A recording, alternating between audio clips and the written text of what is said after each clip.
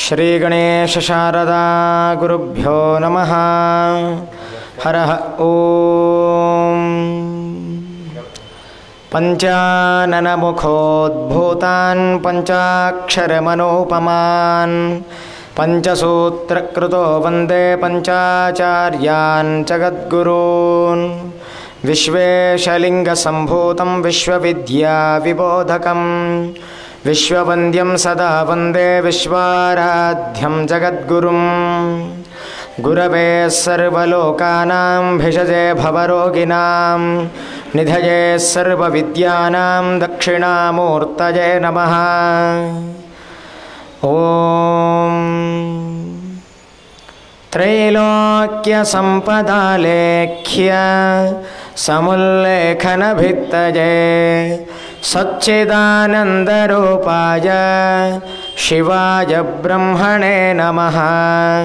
यामाहुः सर्वलोकानां प्रकृतिं शास्त्रपारगाः तां धर्मचारिणीं शम्भोः प्रणमामि परां शिवां।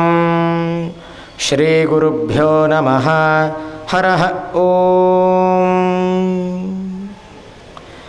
ये रुद्रलोकादवतेर्य रुद्रा मानुष्यमाश्रित्य जगद्धिताय चरन्ति नानाविधचारुचेष्टा तेभ्यो नमस्त्र्यम्बकपूजकेभ्यः तेभ्यो नमस्त्र्यम्बकपूजकेभ्यः।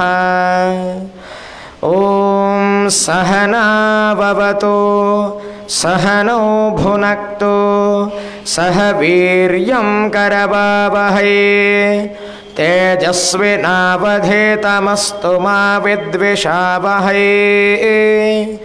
ओम शांति शांति शांति।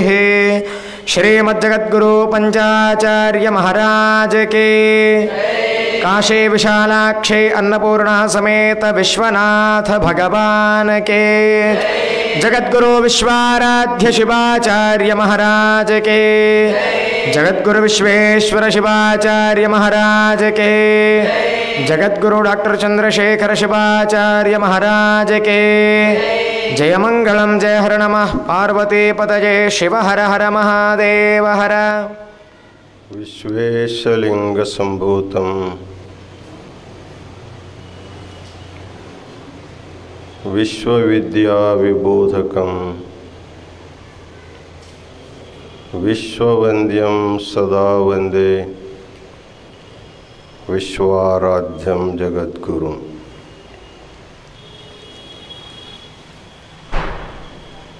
काशी ज्ञान सिंहासन के सनातन गुरु परंपरा को अनंत प्रणिपात समर्पित करते हुए चातुर्मास्य के उपलक्ष्य में ज्ञान सिंहासन जंगमवाड़ी महामठ में एक बहुत बड़ा ज्ञान कुंभ का समारंभ प्रारंभ हुआ है।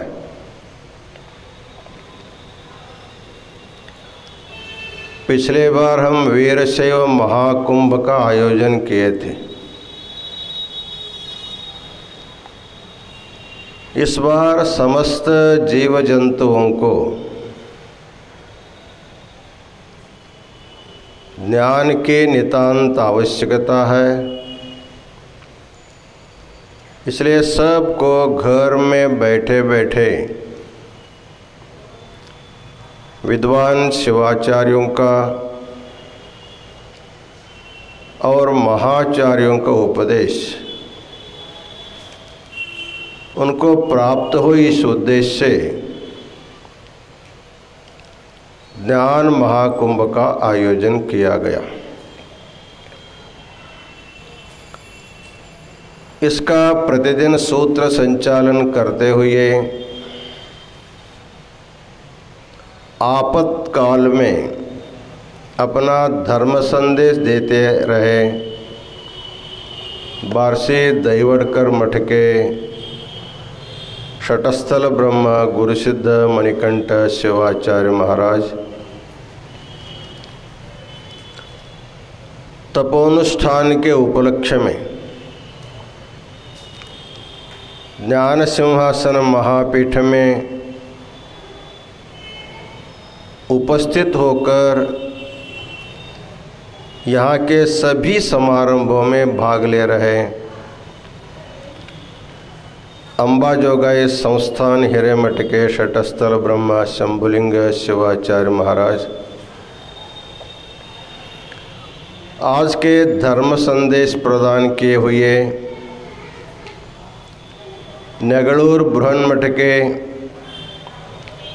शटस्थल ब्रह्मा गुरुशांतेश्वर शिवाचार्य स्वामी जी, काशी वीरशैव विद्वत संघ के समस्त विद्यार्थीगण, यात्रा के उपलक्ष्य में काशी आए हुए विविध प्रांतों के सद्भक्तगण और माताओं,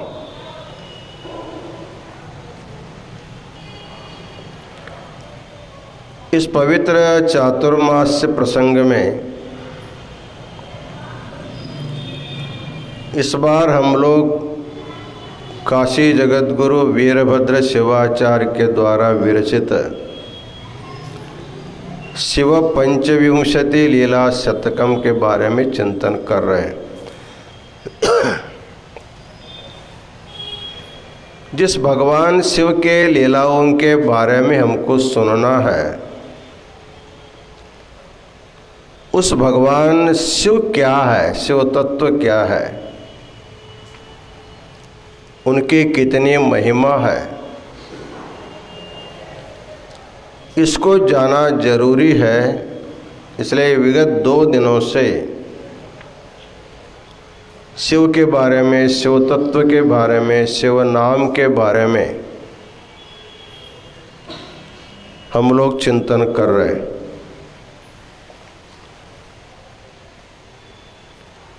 संस्कृत भाषा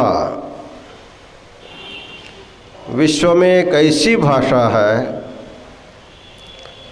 उसकी तुलना किसी भाषा से नहीं की जाती है। वैसे तो माँ को कितने भी पुत्र होंगे तो माँ के बराबर नहीं हो सकते, माँ तो माँ ही होती है। वैसे संस्कृत भाषा को सभी भाषाओं को माता कहा जाता है। इस भाषा में एक शब्द की अनेक व्याख्या विविध समासों के द्वारा उसका अर्थ अलग अलग किया जाता है।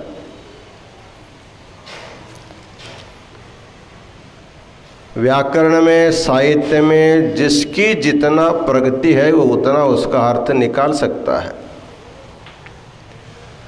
वैसे शिव शब्द के व्याख्या आप लोगों ने सुना, आज एक शब्द के व्याख्या हम करेंगे। शिवाः शोभनाः गुणाः अस्य सन्तीति शिवाः। भगवान महादेव को शिव क्यों कहते हैं? उनमें शिव गुण है, इसलिए वो शिव है। शिवाः शोभनाः गुणाः सर्वज्ञत्वादया अस्य सन्तीति शिवाः। जिसके पास नहीं है ऐसे सभी गुण भगवान शिव के पास है। शास्त्रों में उसको षड्गुण ऐश्वर्य कहा जाता है। तो कौन से है? सर्वज्ञत्व, नित्यत्व, अनादिबोधकत्व, स्वतंत्रत्व, अलुप्त शक्तिमत्व और अनंत शक्तिमत्व। ये भगवान में रहने वाले 6 प्रकार के ऐश्वर्य गुण हैं। भगवान के पास जो ऐश्वर्य है वो गुणों का ऐश्वर्य है। उनके पास भौतिक संपत्ति नहीं है। वैसे देखा जाए संपत्ति से लोक में पूज्यता नहीं मिलती, गुणों के कारण ही पूज्यता मिलती है। गुणाः पूजा स्थानम गुणिषु न च लिंगम न च वयः। एक सुभाषितकार ने कहा है, इस प्रपंच में यदि कोई व्यक्ति पूज्य आदरणीय होता है, उसका कारण होता है उनमें रहने वाले उत्कृष्ट गुण। गुणाः पूजा स्थानम। इसलिए भगवान शिव जो सर्वाराध्य है,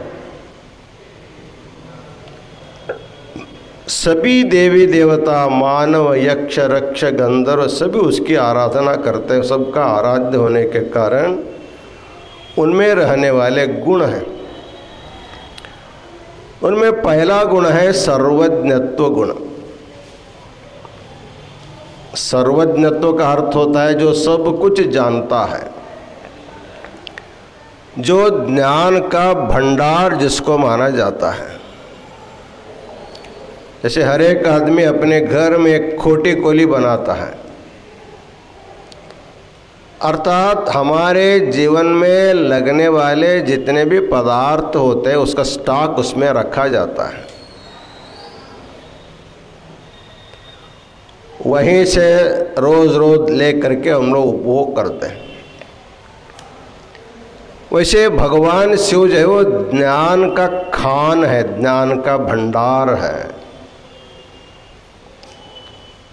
संसार में आज जिस किसी के पास हम लोग जो ज्ञान देखते हैं वो उन्हीं के द्वारा प्राप्त है, किसी का स्वतंत्र ज्ञान नहीं है। चाहे किसी देवी देवता के पास जो ज्ञान होगा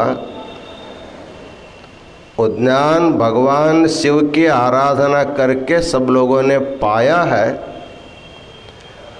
भगवान शिव के द्वारा प्राप्त उस ज्ञान को अपने अपने ढंग से प्रचार प्रसार करते हैं।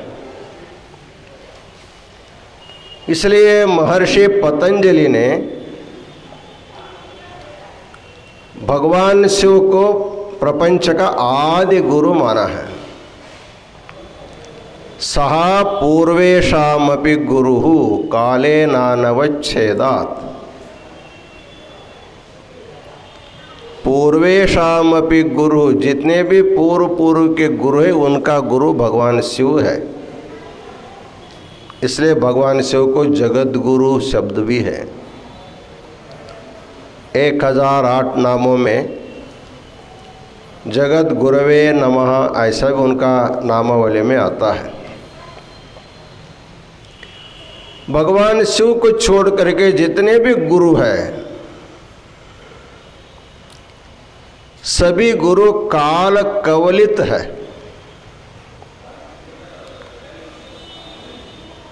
काल के अधीन सभी है, लेकिन जो काल का जो काल है, जो महाकाल है, जो काल से अतीत है, जिसके पास काल का कुछ भी नहीं चलता है, ऐसा जो देव है वो महादेव भगवान है। इसलिए वो सर्व गुरुओं से विलक्षण है। वो उनके पास काल जाता नहीं, ये तो बड़ी बात नहीं है। उनका जो अनन्य भक्त होगा उसके पास भी काल नहीं जाता है। अनेक भक्तों के, शिव भक्तों के प्राण हरण करने के लिए गया हुआ यमदेव भगवान के द्वारा शिक्षित भी हुआ है। मार्कंडे आदियों के चरित्र में आपको देखने को मिलता है। इसलिए पतंजलि ने कहा सहा पूर्वेशामपि गुरुः काले नानवच्छेदात्। सभी गुरु काल कवलित है, कालावच्छिन्न है। किसी समय तक उनकी जीवन गुरुत्व चलता है, बाद में उनका अवसान हो जाता है, उसकी परंपरा चलती है। लेकिन सदा सदा के लिए जो गुरु है भगवान शिव है, इसलिए उसको सर्वज्ञ कहा गया है। सभी प्रकार का ज्ञान का भंडार भगवान शिव है। हम लोगों ने कल जो 18 विद्याओं का जो गिनती किया, अष्टादश विद्याओं का जो हम लोगों ने गणना किया, इन अष्टादश विद्याओं का मूल स्रोत भगवान शिव ही है।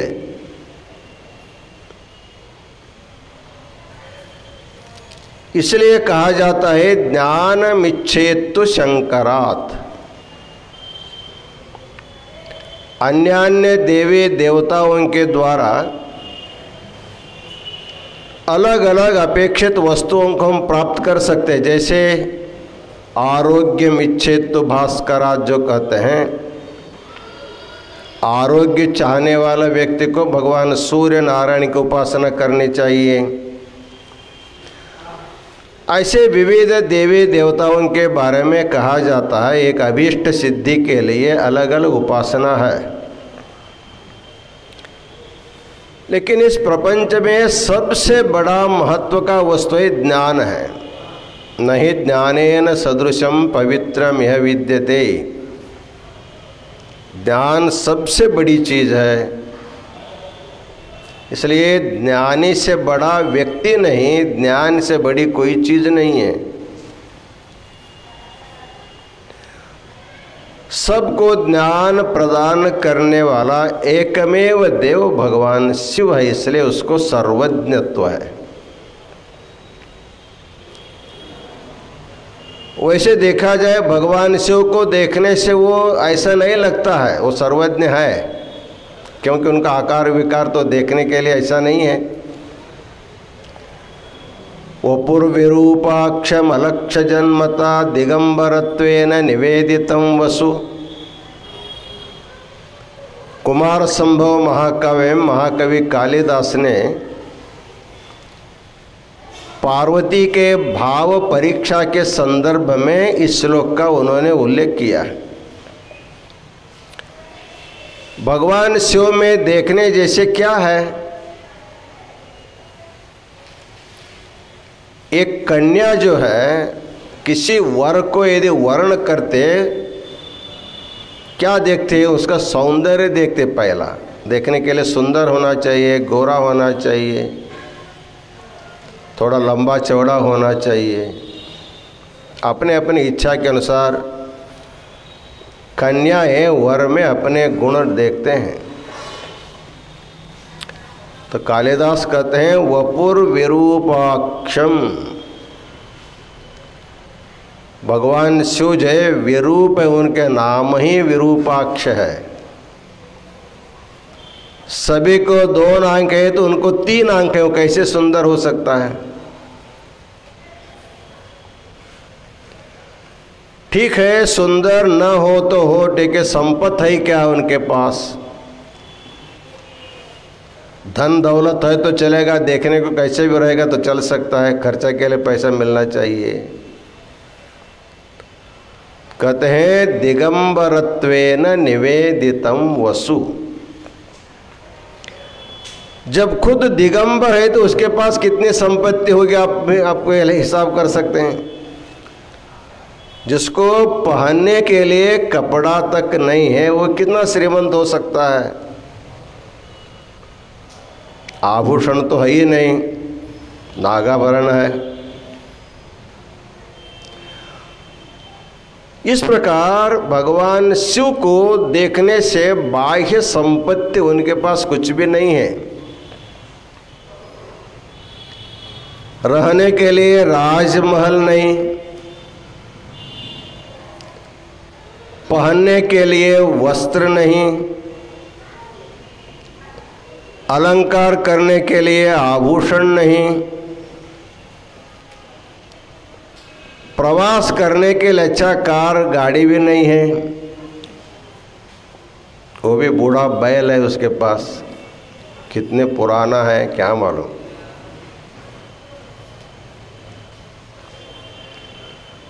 इस प्रकार देखने से भगवान शिव के पास संपत्ति, बाह्य भौतिक संपत्ति कुछ भी नहीं है। श्मशानेश्वा क्रीड़ा स्मरहर पिशाचा सहचराः, वो निवास करता है श्मशान में और भूतों के साथ सहवास करता है।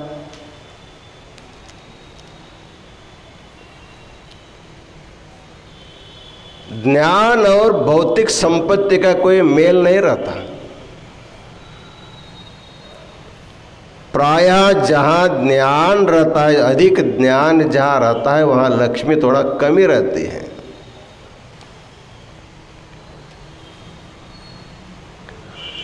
लेकिन भगवान शिव सर्वज्ञ, उनके पास भौतिक संपत्ति नहीं है, फिर भी वो सर्वज्ञ कहलाता है।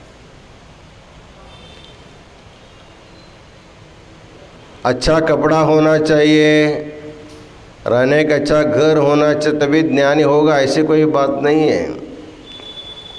ये कुछ भी नहीं रहेगा तो भी ज्ञानी हो सकता है। काशी में मदन मोहन मालवीय जी, महामना मदन मोहन मालवीय जी, जो 1916 में काशी हिंदू विश्वविद्यालय की स्थापना किया, उसमें संस्कृत और संस्कृत के माध्यम से शास्त्रों की पढ़ाई करने के लिए एक संस्कृत महाविद्यालय उन्होंने खोला। उसमें प्राच्य विद्या धर्म विज्ञान संकाय के नाम से। उस समय विद्वानों को नियुक्ति जो करना था, वो वांटेड निकाल करके, एप्लीकेशन भर करके, इंटरव्यू ले करके नियुक्ति नहीं होती थी। कोई पंडित उस समय नौकरी करने के लिए तैयार भी नहीं रहता था। पढ़ना होगा तो विद्यार्थी मेरे घर में आकर के पढ़े, मैं फुकट में पढ़ा सकता हूँ, लेकिन किसी के नौकरी नहीं कर सकता। ऐसी स्थिति उस समय थी। आज पूरा उल्टी हो गई है, नौकरी के लिए दौड़ना पड़ रहा है सबको। उस समय वो संस्कृत महाविद्यालय में व्याकरण, न्याय, साहित्य, दर्शन विभाग में पढ़ाने के लिए भारतवर्ष में जहाँ जहाँ इस विषय के विद्वान उसको ढूंढते रहे। पता लगा करके खुद वहाँ जाते थे मालवीय जी, उनको विनंती करके, प्रार्थना करके उनको ला करके नियुक्त किया। उस समय मिथिला में एक बहुत बड़े पंडित निवास करते थे, मिथिला नगरी में, जहाँ जनक महाराज की राजधानी थी मिथिला। मिथिला में भी बहुत बड़े विद्वान हो गए उस समय। तो मालवीय जी को पता लगा कि मिथिला में एक बहुत बड़ा विद्वान है, व्याकरण, न्याय, साहित्य के। आप जा करके उनसे प्रार्थना करेंगे तो आएंगे तो आपका विद्यालय का जो कीर्ति जो है विश्व स्तर में व्याप्त हो जाएगी। मालवीय जी गए वहाँ, उनके घर तक गए। सादा सीधा एक गरीब का घर जैसे होता है वैसे घर था, और एक चारपाई थी, वहाँ पर पंडित जी बैठे रहे। उस चारपाई पर डालने कर अच्छा बेडशीट भी नहीं था, सादा सीधा गंदा भी रहा। और पंडित जी जो कपड़ा पहने थे वो भी फटा फटा कपड़ा, धोती भी फटा है, ऊपर का ऊपर भी फटा है। देखने के लिए ऐसे सादा सीधा रहे, लेकिन विद्वत्ता में उसके समान कोई नहीं था उस समय। मालवीय जी गए, देखा, पंडित जी उनको बिठाए, नाम सुने थे उनका। पंडित जी बार बार उनके जो फटे कपड़े थे उसके ऊपर देखते रहे।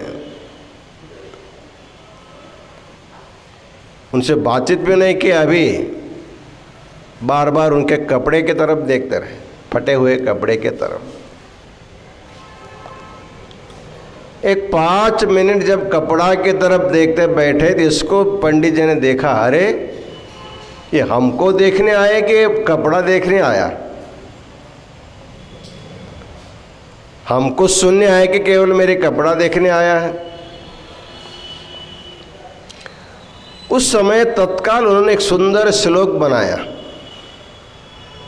काशी में एक घटना बहुत प्रसिद्ध है, सब तरफ हम लोग सुनते हैं पंडित मंडली में। पंडित जी ने बोला, अक्षराणि परीक्षन्ताम अंबराडंबरेण किम शंभुरंबरहीनोपि सर्वज्ञत्वमुपेयवान। वो बोलते हैं, अक्षराणि परीक्षन्ताम, आप मुझे पढ़ाने के लिए ले जाने के लिए आए हो तो मेरे अक्षर की परीक्षा करो। अक्षराणि परीक्षन्ताम, मुझे क्या विद्या आती इसकी परीक्षा करो तुम। अंबराडंबरेण किम, अंबर का मतलब कपड़ा, उसका आडंबर से क्या होगा, क्या प्रयोजन है। अंबराडंबरेण किम शंभु अंबरहीनोपि, भगवान शिव जो अंबरहीन है, दिगंबर है, फिर भी सर्वज्ञत्वम उपेयवान, वो सर्वज्ञ कहलाते हैं। जब भगवान शिव बिना कपड़े का सर्वज्ञ, हम तो थोड़ा फटा गिटा तो हम तो पहन रहे हैं, उनके पास उतना भी नहीं। कहने का तात्पर्य है, भगवान शिव के पास भौतिक संपत्ति दिखने के लिए कुछ भी नहीं था, लेकिन जिसके पास भौतिक संपत्ति का भंडार आपको देखने को मिलता है, वो भगवान शिव की कृपा से उनको प्राप्त है। सबको संपत्ति देने का सामर्थ्य रहते हुए भी अपने पास कुछ भी नहीं रखा है, ये तो उनकी विशेषता है। इसलिए जब भगवान शिव भस्म विभूषित हो करके, पूरे बदन पर भस्म लेप करके जब बूढ़े बैर पर चलते हैं, उस समय इंद्र विष्णु आदि सारी देवी देवता उनके बदन से लगे हुए भस्म यदि जमीन पर गिरता उसको ले करके अपने अंग पर लगाते रहे। भगवान शिव के भस्म के कृपा से ही हमारी संपत्ति टिक सकती है, नहीं तो हमारी संपत्ति टिक नहीं सकती करके सभी लोग उसके पीछे पीछे जा करके गिरे हुए भस्म को लगाते रहे। ऐसे देखने के लिए अकिंचन है, लेकिन सभी संपत्ति का मूल आधार भगवान शिव ही है। सबसे बड़ी संपत्ति वो ज्ञान संपत्ति है। इसलिए निश्वसित में तद्ऋग्वेद, यजुर्वेद, सामवेद, अथर्वण वेद, जो संसार में सबसे बड़ा जो ज्ञान भंडार वेदों को हम बोलते हैं, और भगवान शिव के केवल श्वासोच्छ्वास के द्वारा उसका निर्गमन हुआ है, प्राकट्य हुआ है। इसका मतलब इतने बड़ा ज्ञान भंडार को देने के लिए उनको कोई परिश्रम नहीं लगा। पढ़ करके लिख करके दे हो तो थोड़ा परिश्रम लगता था, कुछ भी नहीं। जैसे हम लोग श्वासोच्छ्वास लेते हैं, हमको कोई परिश्रम नहीं होता। लेकिन अभी कोरोना महामारी का दूसरा दौरा जब आया था, उस समय श्वासोच्छ्वास के कारण बहुत लोग शरीर छूट के हम लोग सुनते हैं, मतलब उनको श्वासोच्छ्वास करने का तकलीफ हुआ। वैसे तो सामान्यतः श्वासोच्छ्वास के लिए किसी को तकलीफ नहीं होता है, श्वासकोश के खराबी के कारण वो तकलीफ हो, वो बात अलग है। जैसे आदमी सहज रूप से श्वासोच्छ्वास करता है, उसी प्रकार भगवान शिव किसी भी प्रयास के बिना इतने बड़ा ज्ञान भंडार को प्रपंच को दिया है। 4 वेदों को उन्होंने दिया। उनके अपने ईशान मुख के द्वारा 28 आगमों का उपदेश भी किया। जो निगमागम बोलते हैं उसका मूल उत्पत्ति स्थान भगवान शिव है, इसलिए भगवान शिव सर्वज्ञ है।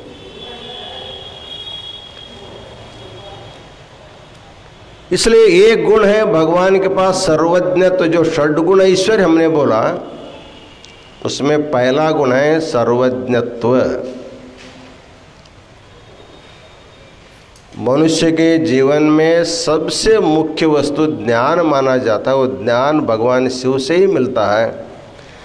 इसलिए जिसको भी ज्ञान प्राप्ति की इच्छा है, उत्कट इच्छा है, उन सब को शिव की उपासना करनी पड़ेगी, शिव का ध्यान करना पड़ेगा, शिव पूजा करनी पड़ेगी और शिव मंत्र का जप भी करना पड़ता है।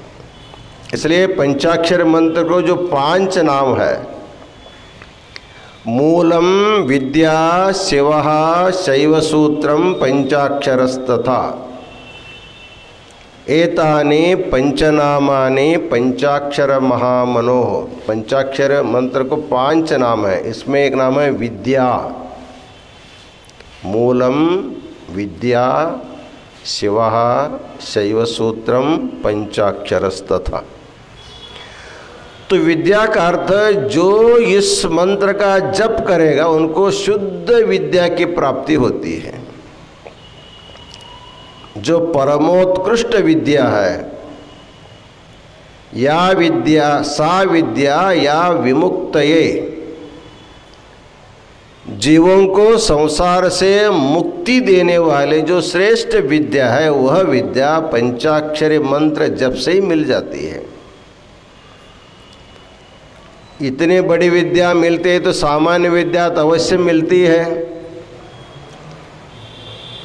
इसलिए हम सभी विद्यार्थियों को इस व्यासपीठ से कहना चाहेंगे, चाहे आप किसी भी विद्या पढ़ रहे हो, तंत्र ज्ञान का पढ़ रहे हो, भौतिक विद्या पढ़ रहे हो, और भी बहुत सारे विद्या जो 18 अष्टादश विद्याओं में, या उसके अतिरिक्त अभी जो विद्या बढ़ गई हो, उस विद्या में पारंगत होने की अपेक्षा यदि हमारे विद्यार्थियों में है, उनको पंचाक्षर मंत्र का प्रतिदिन श्रद्धा से अवश्य जप करना चाहिए। महाराज जी कितना जप करना चाहिए?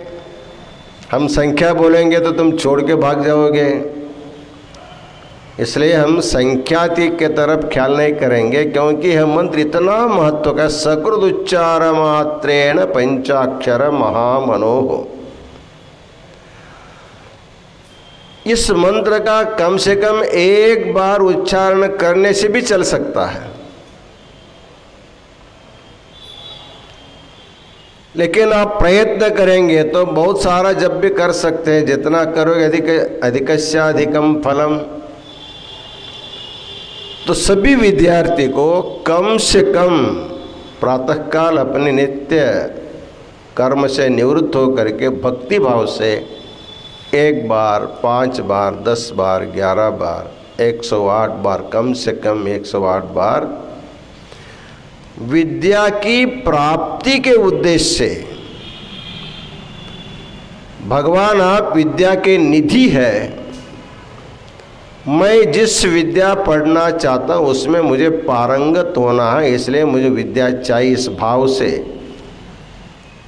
यदि भक्ति से भगवान शिव का मंत्र जप करेगा, पूरा ओम नमः शिवाय नहीं भी करेगा तो शिव सब इतना करने से भी चल सकता है। इसलिए इसको विद्या मंत्र कहा जाता है। विद्या ज्ञान पाने के लिए भगवान शिव की आराधना सबको करने पे, इसलिए भगवान सर्वज्ञ तो उनके पास सबसे बड़ा गुण है। जो किसी के पास नहीं है वो भगवान शिव के पास है। आगे बताते हैं नित्यत्वम, भगवान कैसे वो नित्य है। उनको सनातन भी कहा जाता है, सदातन भी कहा जाता है। सदा भवः सदातनः, सना भवः सनातनः, दो अव्यय संस्कृत में, एक सदा एक सना। सदा का अर्थ होता है वही, सना का वही अर्थ होता है, शाश्वत नित्य।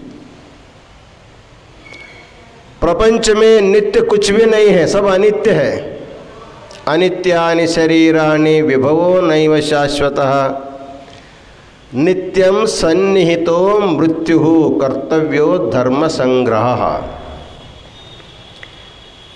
किसी का भी शरीर नित्य नहीं भगवान शिव को छोड़ करके, संपूर्ण विश्व अनित्य है। भगवान शिव एक नित्य है, क्योंकि सब जो है प्रलय होने के बाद कहाँ जाएगा, कहीं ना कहीं जा करके रहने के लिए जगह चाहिए। जैसे हमारे व्यवहार में न्यायालयों की व्यवस्था है, तहसील है, जिला है, हाई कोर्ट है, सुप्रीम कोर्ट है। सुप्रीम कोर्ट के बाद कुछ नहीं है, अर्थात कुछ भी कुछ विचार करते कहीं न कहीं जा करके हमको रुकना पड़ता है। वैसे जो अनित्य है कहीं न कहीं जा करके जो रुकेगा वही नित्य भगवान शिव है।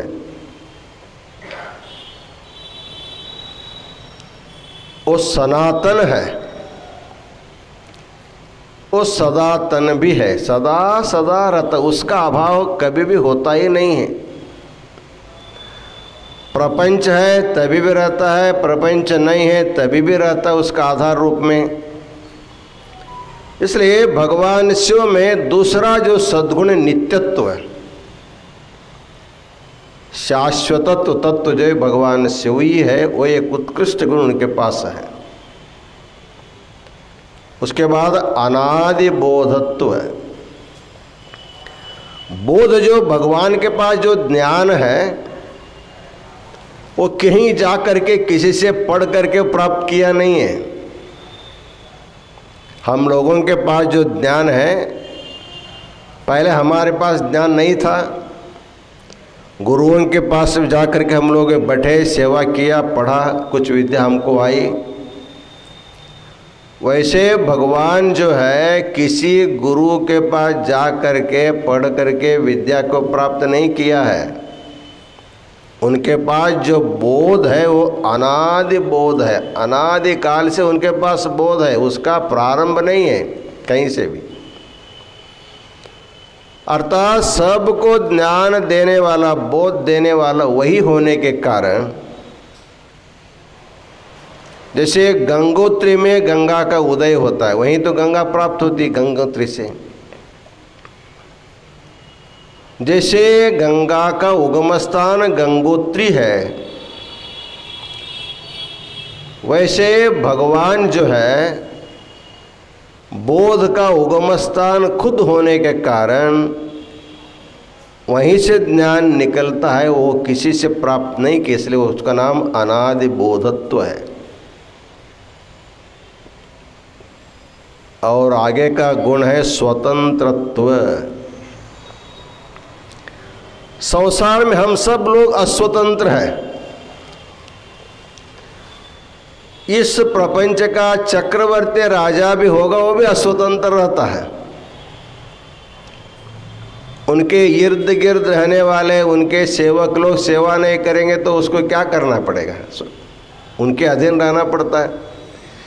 यद्यपि सेवक उनके अधीन है,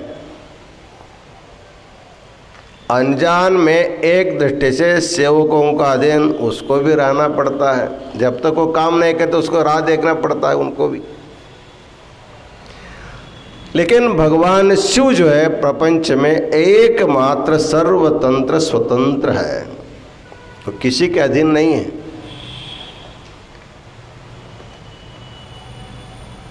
आगे बताते हैं अलुप्त शक्तिमत्व। भगवान के पास जो 5 शक्तियां हैं, एक है सृष्टि शक्ति, दूसरा है पालन शक्ति, तीसरा है संहार शक्ति, चौथा है निग्रह शक्ति, पांचवा है अनुग्रह शक्ति। इसको पंचकृत्य भी शास्त्रों में कहते हैं। इसमें कभी किसी प्रकार का लोप नहीं होता, शक्ति में लोप नहीं होता। प्रपंच में हम लोग पहलवानों को देखते हैं।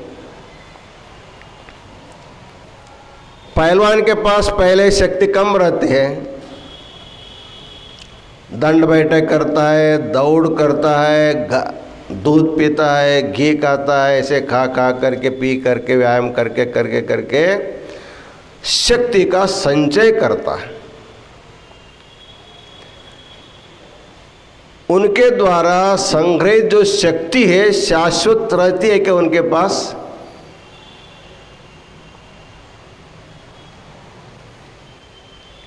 जैसे जैसे उम्र उसके बढ़ते जाते हैं, वयो बढ़ता जाता है, वैसे कितना भी व्यायाम करो, कितना भी खाओ, कितना भी दौड़ धूप करो, और धीरे धीरे धीरे धीरे उसकी शक्ति ह्रास होती जाती है। दौड़ने वाले पहलवान को एक पैर उठा करके रखने को नहीं आता, ऐसे बिस्तर पर पड़ा हुआ है, बहुत से पहलवानों को देखते हैं। अर्थात संसार में सभी लोग शक्ति का संचय कर सकते हैं, कुछ समय तक उसका सदुपयोग दुरुपयोग भी कर सकते हैं, लेकिन संग्रहित शक्ति का शाश्वत रूप से अपने पास रख नहीं सकते। लेकिन भगवान के पास जो 5 शक्तियां हैं वो कभी कम नहीं होती। जी कि कितने सृष्टि करता है भगवान, कितने प्राणी, कितने पशु, कितने पक्षी, कितने वनस्पति निरंतर उत्पन्न होते रहते हैं, नष्ट होते रहते हैं, फिर उत्पन्न होते रहते हैं। इसलिए भगवान के पास जो शक्ति है उसका लोप कभी नहीं होता, इसलिए अलुप्त शक्तिमत्व।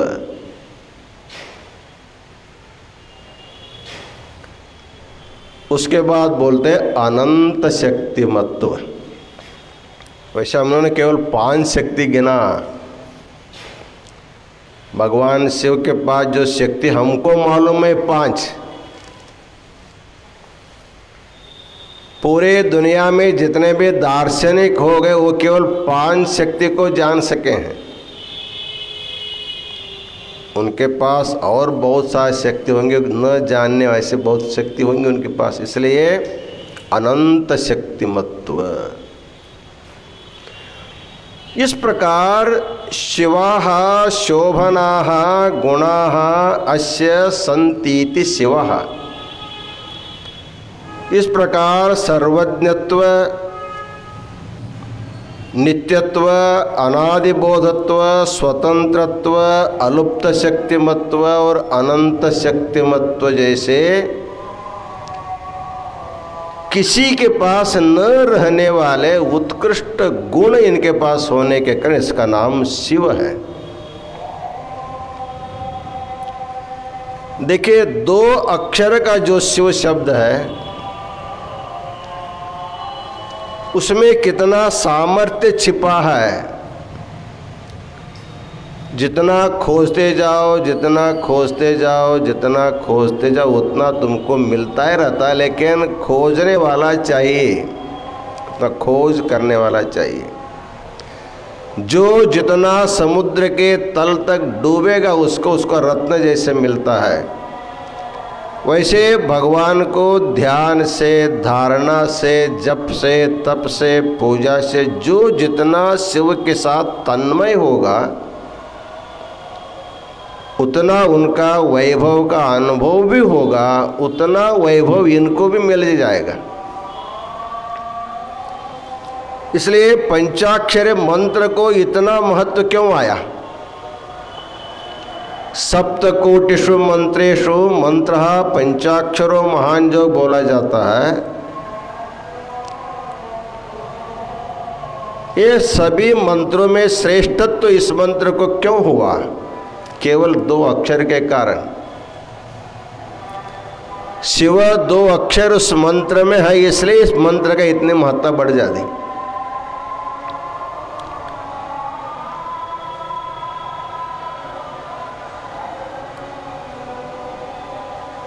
एतन्नामावलंबेन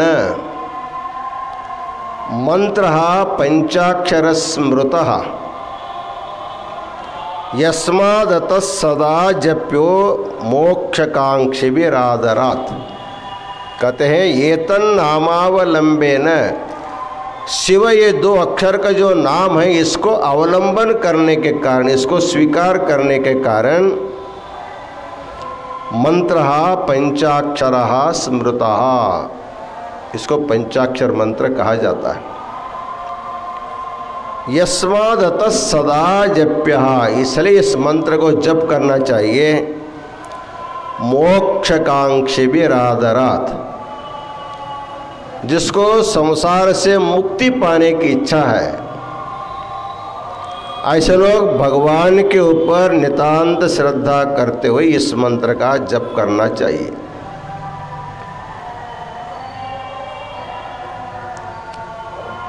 इस मंत्र के बारे में सिद्धांत शिखामणि में भी है और निजगुण शिवयोगी भी इन श्लोकों का अपने साहित्य में उपयोग भी किया है। सकृदुच्चार मात्रेण पंचाक्षर महामनोः सर्वेषामपि जंतूनां सर्व पापक्षयो भवेत्। पंचाक्षर मंत्र में सभी पापों को नष्ट करने का एक अभूतपूर्व सामर्थ्य है। कहते हैं सकृद उच्चार मात्रेण, कम से कम एक बार भक्ति से उच्चारण करने से भी जीवात्मा अपने सभी पापों से मुक्त हो जाता है। इसके लिए एक उदाहरण देते, पुरा सानंद योगेन्द्र शिवज्ञान परायण पंचाक्षरम समुच्चार्य नारकान उदतारयत। सानंद नामक ऋषि अपने पुण्य प्रभाव से कैलाश जा रहा था।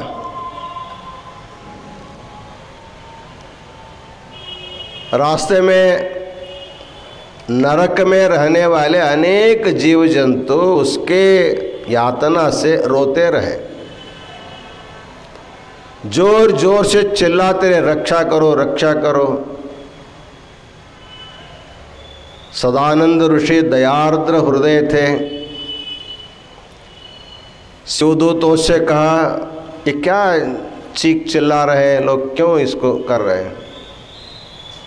कहीं ये लोग पापी लोग हैं, अपने पाप का कर्म भोग रहे हैं, इसलिए उसको यातना से दुख होते हुए चिल्ला रहे हैं। देखिए, किसी आर्त व्यक्ति को, रोते हुए व्यक्ति को देख करके आगे जाना अच्छी बात नहीं है।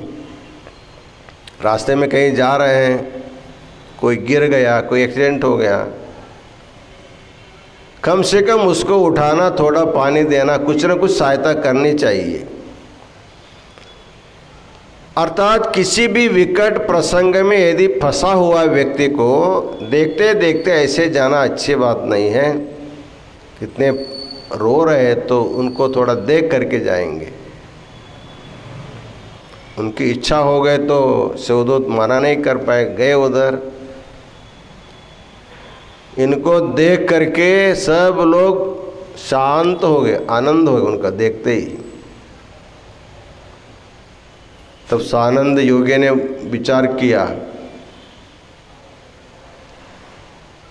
कि इन सब को हमारे साथ ले जाएंगे।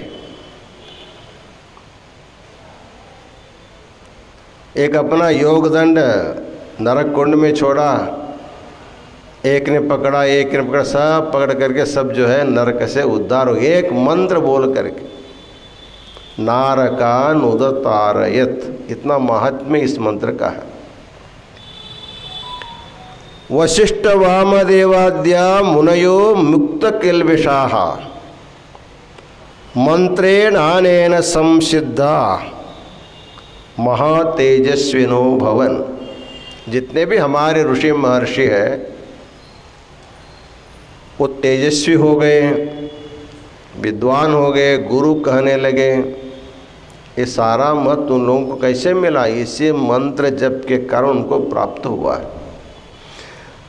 इस प्रकार शिव 2 अक्षर से युक्त होने के कारण पंचाक्षर मंत्र में इतना सामर्थ्य आया है। इसलिए शिव शब्द जो है, इससे बढ़कर दूसरा कोई शब्द नहीं है जीवों को उद्धार करने के लिए। जब कलयुग आया, नैमिषारण्य में बैठे हुए सभी ऋषि महर्षि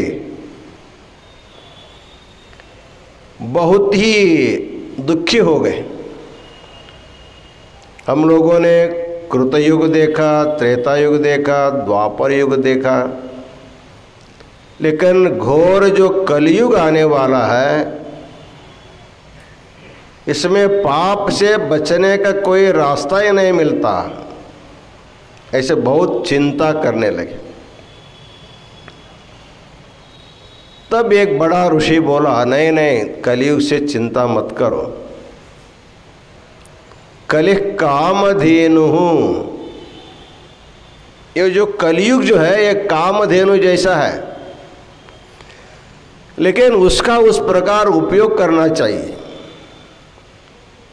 इस कलयुग में सभी जीवों को उद्धार करने के लिए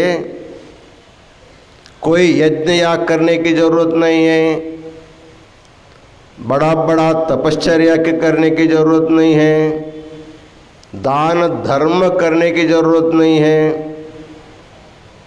केवल जो व्यक्ति भक्ति से शिवनाम का जप करेगा, शिव शिव बोलेगा, वो सभी पापों से मुक्त हो करके सीधा सीधा मुक्ति को पा सकता है। इसलिए अन्य युगों में जो बड़े बड़े यज्ञ आदि करना पड़ता था, तपश्चर्या करनी पड़ती थी, ज्ञान साधना करनी पड़ती थी, कलयुग में उसकी कोई ज़रूरत नहीं है। केवल जो है शिव शिव बोलने से आदमी संसार से तर जाता है। तुलसीदास कहते हैं, नाम लेत भव सिंधु सुखाई। भवसागर को तरना नहीं, नाम लेने से भवसागर सूख जाता है, आराम से पैदल जा सकते हो। इस बात को सुन करके सभी लोग खुश हो गए। चलो, बीते हुए 3 युगों के अपेक्षा ही बहुत श्रेष्ठ युग है, अच्छा युग है, सुलभ साधन देता है। जोर जोर से कूदने लगे, आनंद उत्सव मनाने लगे। उस समय नारद जी आया, वो भी उनके साथ नाचने लगे, कूदने लगे, लेकिन उनका नाचने कुछ अलग ढंग था। उन्होंने अपना सारा कपड़ा उतार दिया, नंग धड़ंग हो गया, एक हाथ से अपने मुंह में रखते, एक हाथ अपने मुंह पर रखते, एक हाथ अपने गुप्तांग पर रख दिया और नाचने लगा। सब लोगों ने देखा, अरे नारद ऐसे क्या कर रहे हैं, अभद्र व्यवहार। सब लोग नाचना बंद किया। नारद ऐसे नाचे रहे थे। उस समय सब लोगों ने उनसे प्रार्थना किया, नारद जी आप तो त्रिलोक संचारी है, ज्ञानी हैं, ऐसे अभद्र वेश में आप ऐसे क्या कर रहे हैं? उन्होंने कहा आपको जो आनंद हुआ सुनकर, कलयुग का महिमा आनंद हुआ, वो सुन करके मुझे भी आनंद हुआ। और नाचते नाचते मेरे वस्त्र कब नीचे गिर गए मालूम नहीं है। जब नीचे गिर गए, मैं एक हाथ से मैं मेरा मुंह ढक दिया, दूसरे हाथ से मेरा गुप्तांग सुरक्षित किया है। इसका कारण क्या है? तो बोला कलयुग में नाम जप करने से, शिव नाम जप करने से आदमी सीधा सीधा मुक्ति पा सकता है, लेकिन 2 पथ्य को पालना पड़ेगा। वो क्या है? मुंह से असत्य नहीं बोलना चाहिए और अनाचारी नहीं होना चाहिए। जो मुंह से सदा सत्य बोलेगा, जो व्यक्ति सदाचार का पालन करेगा, वह व्यक्ति कुछ भी करने की जरूरत नहीं है। ये 2 पथ्य पालते हुए, जैसे आयुर्वेद दवा लेते समय पथ्य पालना पड़ता है, वैसे कलयुग में केवल शिव मंत्र का जप करके सब पाने के लिए झूठ मत बोलो और सदाचारी बनो, तभी तुम्हारा इष्टार्थ सिद्ध होता है। ऐसे भगवान नारद ने सबको समझाया है। इसलिए कली कामधेनु है, बहुत सरल ढंग से हम सब कुछ पा सकते हैं, ज्ञान पा सकते हैं, ऐश्वर्य पा सकते हैं, मुक्ति भी पा सकते हैं। केवल शिव शिव बोल करके शिवनाम का जप करना और मुंह से असत्य नहीं बोलना और जो है सदाचार का पालन करना चाहिए, तभी शिव मंत्र का फल जो है सबको मिल सकता है। इस प्रकार शिवनाम की महिमा जो है अनंत है, अपार है। महर्षि व्यास ने शिवपार पुराण में शिव महिमा लिखा है, स्कंद पुराण में लिखा है, लिंग पुराण में लिखा है, और बहुत सारे कवियों ने अनेक स्तोत्र लिखे हैं, मंत्र लिखे हैं। फिर भी आगे लिखने वाले हैं, भविष्य में भी भगवान शिव के प्रति फिर भी समाप्त नहीं होता है। इसलिए पुष्पदंत कहते हैं असित गिरि समम स्यात् कज्जलम सिंधु पात्रे सुरतरु वरु शाखा लेखनी पत्र मुर्वे लिखति यदि गृहीत्वा शारदा सर्वकालम तदपि तव गुणानाम ईश पारम न याति। पुष्पदंत भगवान शिव की स्तुति, कितना सुंदर स्तुति। रोज हमारे प्रभु स्वामी सभी विद्यार्थी गादी स्वामी के सामने बैठ कर के सुंदर पाठ करते, महिमा पाठ करते। उसमें वो बोलते हैं भगवान शिव आपकी महिमा अपार है। ये सारे भूमंडल को कागज बना करके,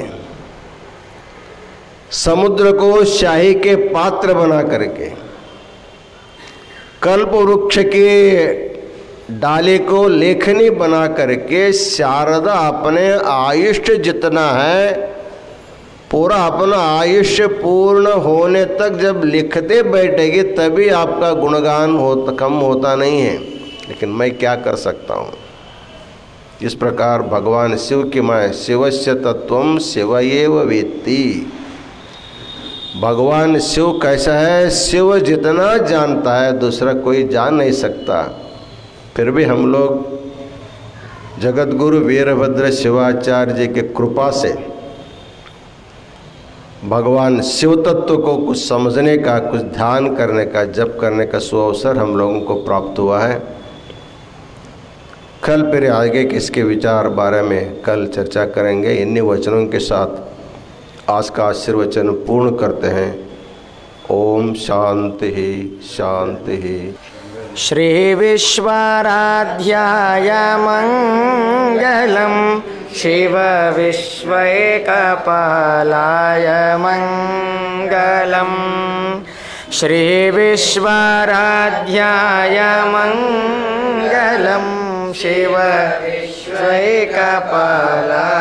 मङ्गलम् विश्वेशजाताय विश्वाधिवेदाय श्रीविश्ववन्द्याय मङ्गलम् शिव विश्वैकपालाय मङ्गलम् चरवृन्दवन्द्याय मङ्गलम् वरचरणेति बोधाय मङ्गलम् गुरुरूपधाराय गुरुराजिराजाय परिपूतदेहाय मङ्गलम् शिव विश्वैकपालाय मङ्गलम् भवमूलभङ्गाय मङ्गलम् शिव शिवलिङ्गसङ्गाय मङ्गलम् भवमङ्गलाङ्गाय शिवपिङ्गचोडाय कवितुङ्ग सेव्याय मङ्गलम् शिव विश्वैकपालाय मङ्गलम् काशीपुरेशाय मङ्गलम् कवि काशीनाथेशाय मङ्गलम् क्लेशापहाराय पाशप्रमोचाय श्रेषाधिमान्याय मङ्गलम् शिव विश्वैकपालाय मङ्गलम् श्रीविश्वाराध्याय मङ्गलम् शिव विश्वैकपालाय मङ्गलम् शिव विश्वैकपालाय मङ्गलम् कर्पूरगौरं करुणावतारं संसारसारं भुजगेन्द्रहारं सदा वसन्तं हृदयारविन्दे भवं भवानी सहितं नमामि सानन्दमानन्दवने वसन्तम् आनन्दकन्दं हरतपापवृन्दं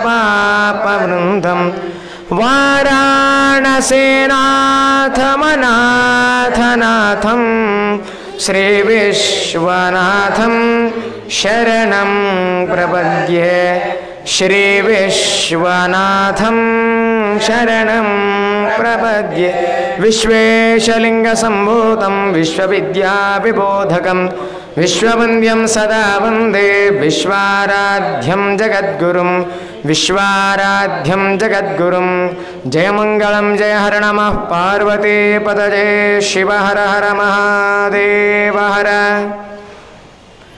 श्रीमज्जगद्गुरु पंचाचार्य महाराज की काशी विशाल श्री अन्नपूर्णा समेत विश्वनाथ भगवान की जगद्गुरु विश्वाराध्य शिवाचार्य महाराज के जगद्गुरु विश्वेश्वर शिवाचार्य महाराज के जगद्गुरु चंद्रशेखर शिवाचार्य महाराज के समस्त साधु संत महाराजों के मानव धर्म के मानव धर्म के धर्मविंदले विश्व के धर्मविंदले विश्व के वंदे